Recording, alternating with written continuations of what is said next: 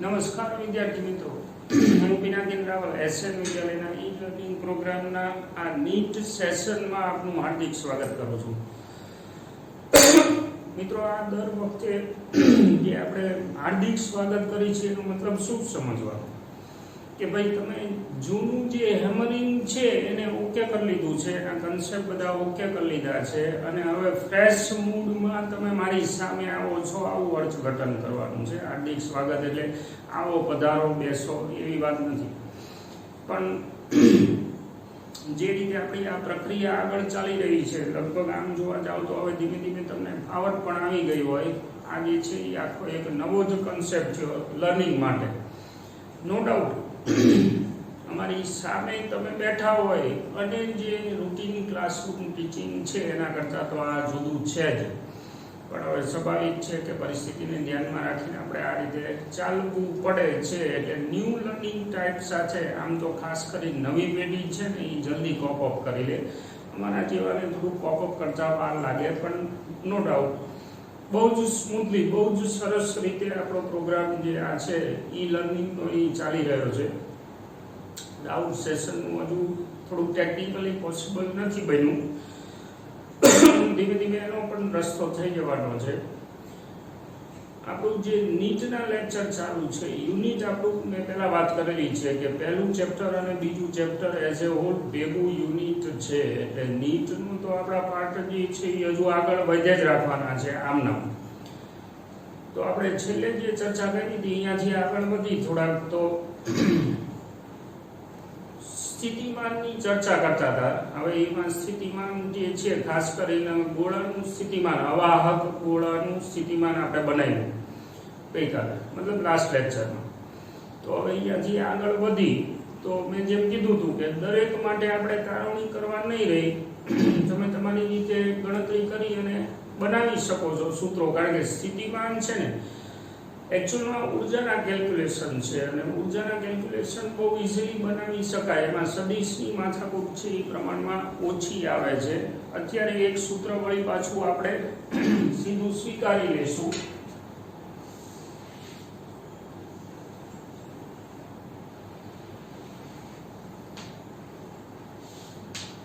માનો કે મારી પાસે એક રિંગ છે અને રિંગ ઉપર ક્યુ જેટલો વિદ્યુત ભાર છે એ સમાન રીતે વિતરિત થયેલો છે. તો રિંગની અક્ષ પર અક્ષથી x જેટલા અંતરે વિદ્યુત ક્ષેત્ર કેટલું હોય એનું સૂત્ર આપણે પાર્ટ 1 માં, મતલબ કે અગાઉનો જે ભાગ હતો એમાં આપણે તારવેલો છે. કેટલું હોય વિદ્યુત ક્ષેત્ર? kqx છેદમાં x² પ્લસ r² ની ડોટ ઘાત, બરાબર ને? જેમાં r છે એ આ ત્રિજ્યા છે e at p, અને કઈ બાજુ હોય? આ બાજુ એ હોય આઉટવર્ડ. જો ધનભાર હોય તો આઉટવર્ડ હોય. ઓકે, તો vt માટે આપણે યાદ રાખવાનું છે કે q વર્ગમૂળની અંદર r² પ્લસ x², કે q વર્ગમૂળની અંદર r² પ્લસ x², એક ઘાત ઓછી થાય છે જે પદ છે એની. એટલે હવે તમારે જો તારવણી કરવી હોય તો આપણે જેમ અગાઉના લેક્ચરમાં વાત કરી હતી, મેથડ શું કરવાનું છે? કંઈ જ નથી કરવાનું. અનંત અંતરેથી p બિંદુએ આવવાનું છે. વિદ્યુત ક્ષેત્ર અક્ષ ઉપર જ હાલ્યા આવવાનું, એટલે અક્ષ ઉપરનું ક્ષેત્ર છે આપણે, એટલે અનંત અંતરેથી અક્ષ ઉપર p બિંદુએ આવવા માટે E ડોટ dl અનંતથી p સુધી તમે કાર્યની ગણતરી કરો એટલે તમને આ જવાબ મળી જાય. આટલું આપણે સ્વીકારીએ. સ્થિતિમાન માટે લગભગ આટલા પદ આપણા માટે કાફી છે. એટલે હવે માનો કે સ્થિતિ ઊર્જાની ચર્ચા કરી લઈએ.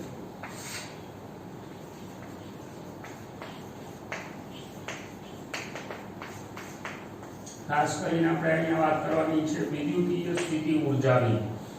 વિદ્યુતીય સ્થિતિ ઊર્જા આમ બેઝિક વ્યાખ્યા શું છે? સ્થાન, બંધારણ, આકાર કે સંરચનાના કારણે જે ઊર્જા હોય એને સ્થિતિ ઊર્જા કહેવાય. હવે આપણા કેસમાં સ્થિતિ ઊર્જા એટલે શું? વિદ્યુત ભારોનું તંત્ર બનાવતી વખતે કરેલું કુલ કાર્ય જે હોય એને આપણે વિદ્યુતીય સ્થિતિ ઉર્જા કહીએ છીએ. સંગ્રહિત ઉર્જા છે એટલે તંત્ર બનાવતી વખતે જે કાર્ય કરેલું હોય, ટેક્સ્ટ બુકમાં આપણે ભણેલા છે. માની લો કે 4-5 વિદ્યુત ભારોનું તંત્ર હોય આપણી પાસે, તો કોઈ એક વિદ્યુત ભારને આપણે કોઈ પર્ટિક્યુલર સ્થાન ઉપર મૂકી અનંત અંતરેથી લાવી, તો પહેલો જે વિદ્યુત ભાર છે એને લાવવા માટે કોઈ જાતનું કાર્ય કરવાનું નથી થતું. શું કામ? ઓલરેડી કોઈ જાતનું વિદ્યુત ક્ષેત્ર હાજર નથી હોતું. બીજો વિદ્યુત ભાર તમે જ્યારે લાવો ત્યારે પહેલા વિદ્યુત ભારના કારણે જે ક્ષેત્ર હાજર છે એમાં તમારે કાર્ય કરવાનું થાય. અને એ કેટલું હોય? પહેલા વિદ્યુત ભારના કારણે કોઈ ચોક્કસ બિંદુએ સ્થિતિમાન જો બી હોય તો ક્યુવી જેટલું કાર્ય કરવાનું થાય. તો હવે પછી એના આધારે એવું કહી શકાય કે એકમ ધનભારને તમે અનંત અંતરેથી લાવો અને જે કાર્ય કરવાનું થાય એ થર્ડ પાર્ટી દ્વારા થયેલું કાર્ય હોવાથી તંત્રની સ્થિતિ ઉર્જાના સ્વરૂપમાં સંગ્રહિત થાય. તો હવે એ જે આંકડો આવે એને સ્થિતિ ઉર્જા કહેવાય, કારણ કે થર્ડ પાર્ટીએ કરેલું કાર્ય છે એ સ્થાન આધારિત ઉર્જા જ આપે. તો હવે એવી જ રીતે માનો કે મારી પાસે 2 વિદ્યુત ભારનું તંત્ર હોય,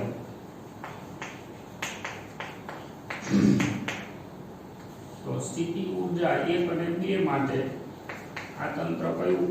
અસતત. શું લખશું આપણે? k q1 q2 છેદમાં r12. 2 વિદ્યુત ભારથી બનતા તંત્રની સ્થિતિ ઉર્જા છે એ આટલી હોય. એમાં k શું છે આપણા માટે? 1/4πε0. ઓકે, હવે 2 થી વધારે વિદ્યુત ભારોનું અસતત તંત્ર હોય તો વ્યાપક રીતે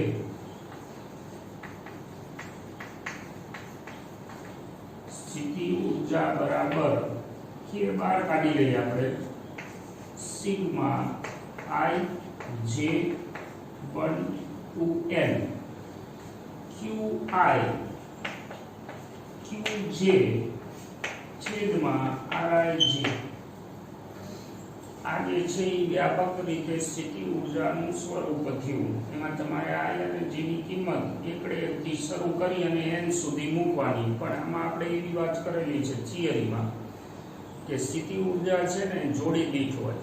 મતલબ કે 1 ના ક્ષેત્રમાં નંબર 2 ને તમે લાવો અથવા 2 ના ક્ષેત્રમાં નંબર 1 ને લાવો, પણ 2 માટે પાછું અલગ અલગ પદ ન આવે તો પછી આપણે એને લખવું પડે કે I less than J. આ શું કહેવા માંગે છે? ધારો કે તમે I બરાબર 1 લીધું તો J બરાબર ફરજિયાત 2 થી જ લેવાનું. માનો કે તમારી પાસે 4 વિદ્યુત ભારોનું તંત્ર છે, Q1 Q2 Q3 Q4. તો હવે આમાં પદ કયા આવશે? તો કે એક આવશે U. મેં I બરાબર 1 લીધું તો J બરાબર 2, J બરાબર 3, J બરાબર 4 સુધી મારે જવાનું છે એટલે આટલા 3 પદ આવશે. પ્લસ હું I બરાબર 2 લઉં તો J બરાબર 3, J બરાબર 4. પ્લસ જો હું I બરાબર 3 લઉં તો J બરાબર 4. પૂરું થઈ ગયું. મતલબ કે જોડી છે એ રિપીટ ન થાય. આ તમે શરત એના માટે નાખેલી છે કે 1 2 આવે પછી 2 1 અંદર ન આવે. ટોટલ કેટલા પદ થયા? 6 જાતની સ્થિતિ ઉર્જા છે એ આ તંત્રની થાય. કયા? 4 વિદ્યુત ભાર તંત્ર હોય તો જો તમારી પાસે n વિદ્યુત ભારો હોય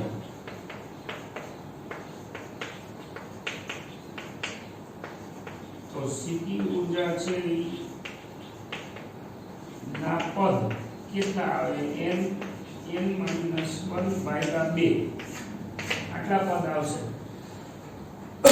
અત્યારે મેં કેટલા લીધા છે? આ 4. તો અહીંયા મૂકો 4, પછી 4 માઈનસ એટલે 3, 4 × 12/2 6. આ 6 પદ થયા.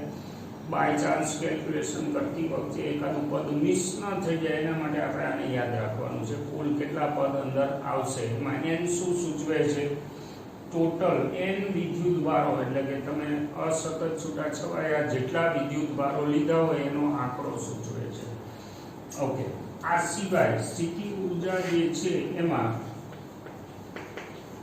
સમાન વિદ્યુત ક્ષેત્રમાં ડાયપોલની સ્થિતિ ઊર્જા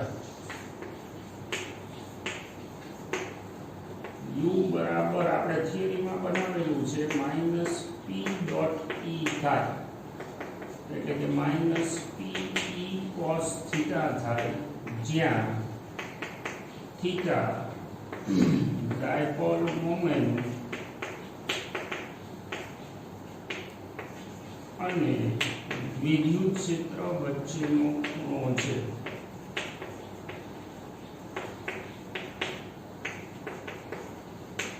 ડાયપોલ મોમેન્ટની દિશા અને વિદ્યુત ક્ષેત્રની દિશા વચ્ચેનો ખૂણો છે થીટા. જ્યારે પણ એપ્લાય કરો ત્યારે થીટા એ ધ્યાનમાં રાખવાનું છે.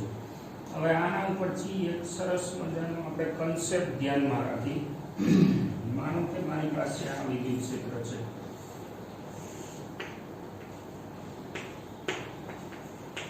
સમાન વિદ્યુત ક્ષેત્ર છે એટલે આ સાઈડ ધન ભારો પડ્યા રહેશે અને આ સાઈડ ઋણ ભારો પડ્યા રહેશે. એટલે સ્વાભાવિક છે કે ધનથી ઋણ તરફ આ રીતનું ક્ષેત્ર છે. હવે હું એમાં ડાયપોલને મૂકું.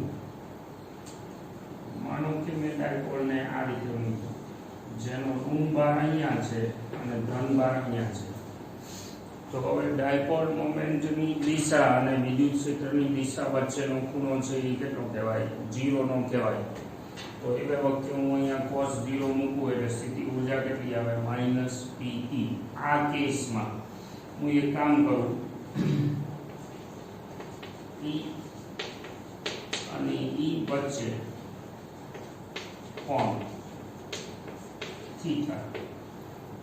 પછી એની સામે હું ડાયપોલની પોતાની સ્થિતિ ઊર્જા લઈ લઉં. U બરાબર -Pe cos theta.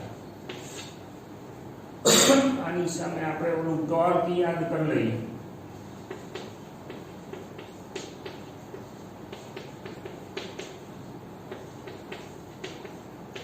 Torque is equal two મૂલ્ય P sin થીટા. આપણી પાસે સૂત્ર શું હતું? Torque is equal two P cross E. સમાન વિદ્યુત ક્ષેત્ર છે. જો સમાન વિદ્યુત ક્ષેત્ર હોય તો ડાયપોલના બંને વિદ્યુત ભાગ પર બળ તો 0 જ છે. આ વસ્તુ આપણે ધ્યાનમાં રાખશું. આપણે અલગ અલગ પોઝિશન લઈ લઈએ. થીટા ધારો કે 0 છે તો સ્થિતિ ઊર્જા છે એ કેટલી આવશે? -Pe. ટોર્ક કેટલું આવશે? sin 0 બરાબર 0 થાય એટલે ટોર્ક 0 હશે. પહેલા મેથેમેટિકલી મૂકી દઈ બધી વસ્તુ, પછી વિચારી. માનો કે થીટા π/2 છે. પોઝિશન શું થઈ? તો કે આપણો ડાયપોલ છે એ આવી રીતે હોય જેનો માઇનસ અહીંયા અને પ્લસ અહીંયા. તો એ વખતે થીટા છે એ કેવું થાય અને cos બરાબર શું થાય? 0. એટલે આ જે છે એ બીજી પોઝિશન થઈ. આ પહેલી, આ બીજી પોઝિશન. હવે એ વખતે એની સ્થિતિ ઊર્જા છે એ 0 છે. હવે એની સામે ટોર્ક કેટલું છે? sin 90 sin π/2 મેક્સિમમ, એટલે મેક્સિમમ ટોર્ક લાગશે. કઈ બાજુ લાગશે? P ક્રોસ E ની દિશામાં. એટલે P ક્રોસ E ની દિશામાં એટલે કે આમ લાગશે ટોર્ક. આમ મતલબ સમઘડી દિશામાં આ ટોર્ક લાગશે.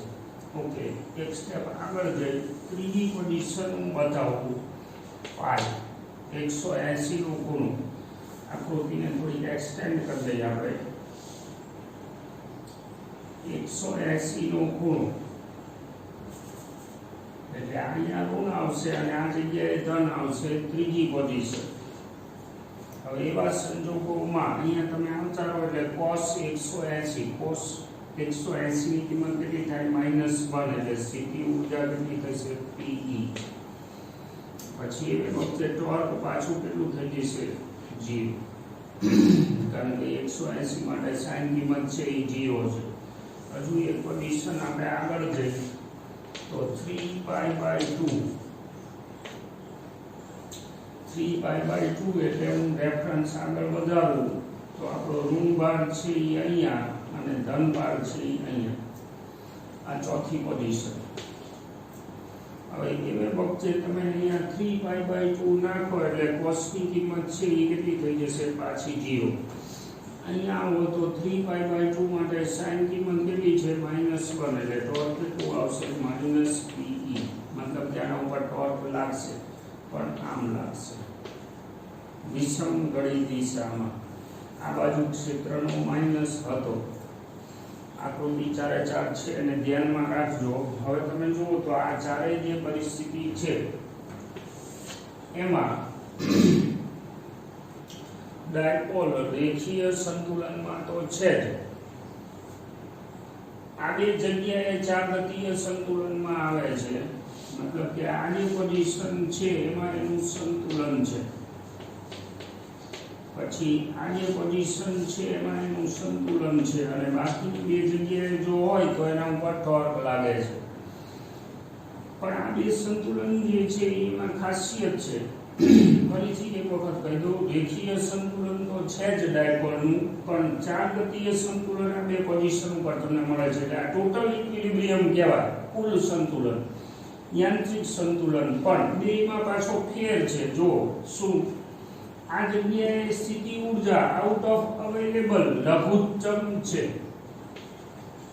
મિનિમમ, અને આ જગ્યાએ આઉટ ઓફ અવેલેબલ મેક્સિમમ છે. એટલે આ જે પરિસ્થિતિ છે સંતુલનની, અહીંયા સ્થિતિ ઊર્જા જે છે પોટેન્શિયલ એનર્જી લઘુત્તમ છે, અહીંયા પોટેન્શિયલ એનર્જી જે છે એ મહત્તમ છે. હવે કુદરતી નિયમ છે, કોઈ પણ પદાર્થ હોય એ પોતે એની સ્થિતિ ઊર્જા જે છે ઘટાડવાનો પ્રયત્ન કરે. તો હવે ઓલરેડી જો લઘુત્તમ સ્થિતિ ઊર્જાની પરિસ્થિતિમાં હોય તો એના ઉપર કોઈ જાતનું ફેરફાર કરવાની એની પોતાની ઈચ્છા ન હોય, કારણ કે પદાર્થ ઓલરેડી લઘુત્તમ એનર્જીમાં પડ્યો છે, મિનિમમ એનર્જીમાં પડ્યો છે. એને આપણે નામ પાડી છીએ સ્થિર સંતુલન.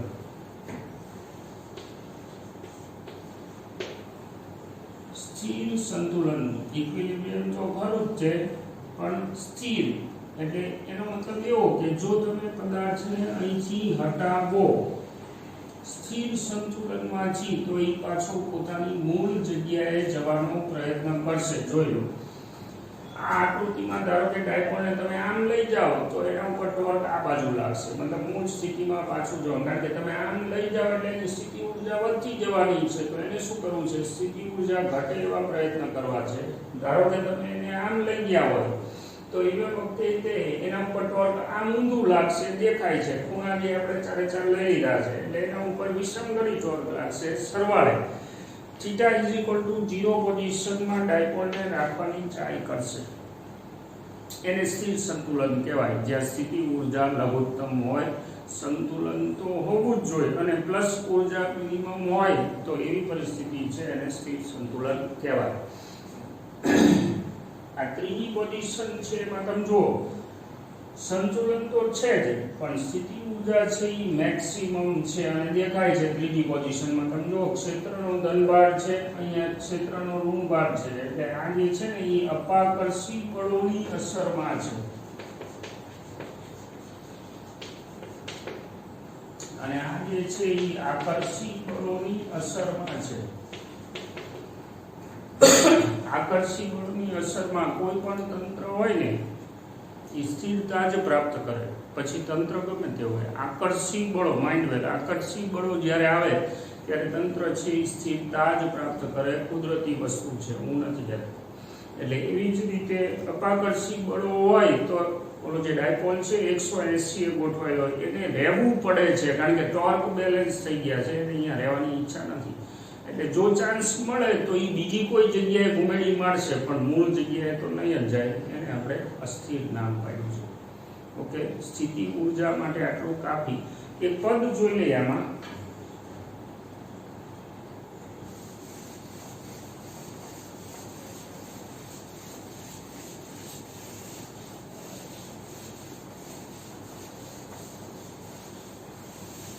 માનો કે ડાયપોલ છે એ કોઈ એક ચોક્કસ પરિસ્થિતિમાં છે,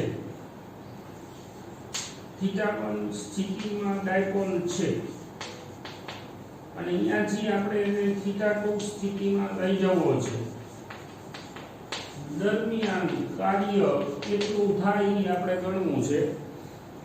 કોઈ એક પોઝિશનમાં છે અને બીજી પોઝિશનમાં લઈ જવો છે. તો મેથેમેટિકલી તો આ પ્રક્રિયાને તમે ગણી શકો. કેવી રીતે? માનો કે મારી પાસે આ ક્ષેત્ર છે. ક્ષેત્ર છે એને આપણે આ રીતે બતાવી દઈએ. સંદર્ભ લઈ લઈએ. મેથડ ધ્યાનમાં રાખજો, બીજી કોઈ વસ્તુ આરે લેવા દેવા નથી. હવે આમાં કોઈ એક ડાયપોલને આપણે મૂકી દીધો છે. ઉગમ બિંદુ સાથે સંપર્ક થાય એવી જ રીતે માનો કે આ ડાયપોલ મૂક્યો છે, જેનો ઋણ વિદ્યુતભાર અહીંયા અને ધન વિદ્યુતભાર અહીંયા છે. મતલબ કે આ ડાયપોલ મોમેન્ટની દિશા છે. ક્ષેત્ર સાથે થીટા કોણે છે. હવે મારે માની લો કે એને કોઈ ચોક્કસ ખૂણેથી, એટલે માનો કે હું નામ પાડી દઉં કે 0 આ ખૂણો છે અહીંથી અહીંયા સુધી લઈ જવો છે ડાયપોલને, અથવા તો વધારી દઈએ આપણે આ પોઝિશન ઉપર લઈ જવો છે. કાર્ય ગણવા માટે શું કરી શકાય? આપણા જૂના હથિયાર છે એને યાદ કરો. કાર્ય W is equal to સંકલન F dot E. ચલ બળના કિસ્સામાં તો હવે મારે માન લો કે આ ડાયપોલને આમથી આમ લઈ જવો હોય તો અંદર ચલ બળ છે. હા, આ જુદા જુદા ખૂણે એના ઉપર જુદું જુદું બળ લાગશે. એટલે હવે મારે એને ગણવું હોય તો કઈ રીતે ગણાય? કાર્ય is equal two torque dot D theta, અથવા તો એરો નો મૂકી તો ચાલે. ટોર્ક એના ઉપર લાગતું ટોર્ક અને ખૂણો સૂક્ષ્મ સ્થાનાંતર ક્યાંથી ક્યાં સુધી? θ1 થી θ સુધી. આ કાર્ય જેવું ટોર્કની જગ્યાએ તમે શું લખી શકો? P E sin theta d theta સંકલન θ1 થી θ2 બાજુમાં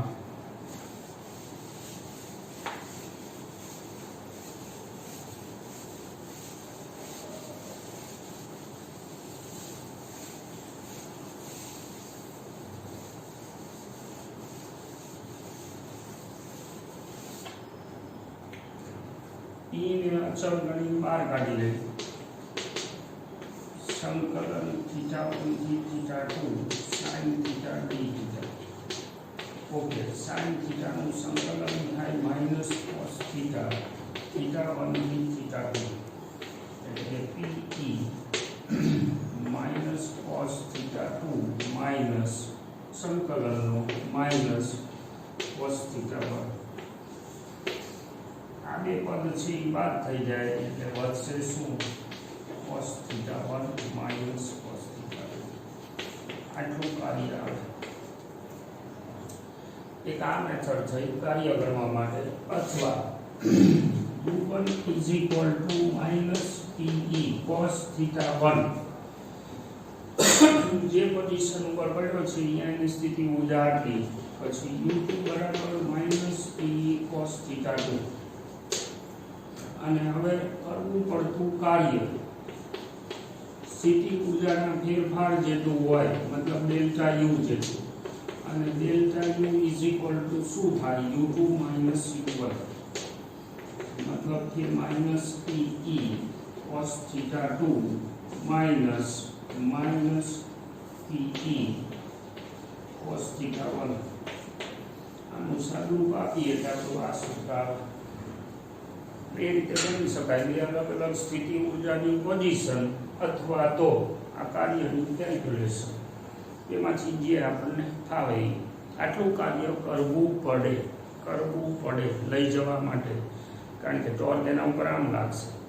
એટલે જો તમે છોડી દો, અહીંથી છોડો તો પાછો આવશે, પણ તમારે લઈ જવું હોય તો આટલું કાર્ય કરવું પડે. ઓકે, અહીંયા વળી પાછું અલ્પવિરામ કરીએ, થોડાક આગળ વધશું. સ્થિતિ ઊર્જા સુધીની આપણે ચર્ચા કરેલી છે, એટલે હવે 2-3 પોઈન્ટ પછી કેપેસિટરની વાત કરશું. વિડીયો જોતા રહેજો, ફરીથી પાછા મળશું.